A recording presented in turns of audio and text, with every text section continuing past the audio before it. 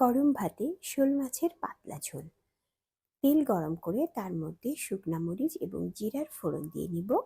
1 cup পরিমাণ পেঁয়াজ কুচি সোনালী রং করে ভেজে নিচ্ছি। একটি মশলার পেস্ট করে রেখেছি, হলুদ, মরিচ, ধনিয়ার গুঁড়া এবং আদা রসুন জিরা বাটা দিয়ে সেই মশলার পেস্টটি দিয়ে সামান্য একটু পানি দিয়ে মশলাটা ভালো করে কষিয়ে নিব। লবণ, হলুদ, লাল মরিচের গুঁড়া দিয়ে মাছ মেরিনেট করে রেখেছিলাম 30 মিনিটের জন্য। সেই মাছগুলা মশলার মধ্যে দিয়ে বেশ কিছু সময় কষাতে হবে। অল্প করে একটু গরম পানি দিয়ে আরো ভালো করে মাছটা কষিয়ে নিব। মাছটা যত ভালো কষানো হবে, মাছের মধ্যে তেল মশলার স্বাদটাও ততটাই ভালো ঢুকবে।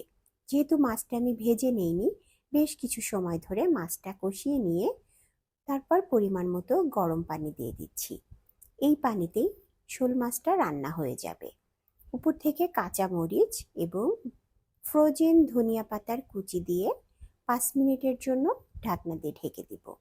5 মিনিট পরে উপর থেকে ভাজা জিরার গুঁড়া দিয়ে আরও 5 মিনিট মৃদু আঁচে রেখে নামিয়ে পরিবেশন করব মজাদার শোল মাছের ঝোল।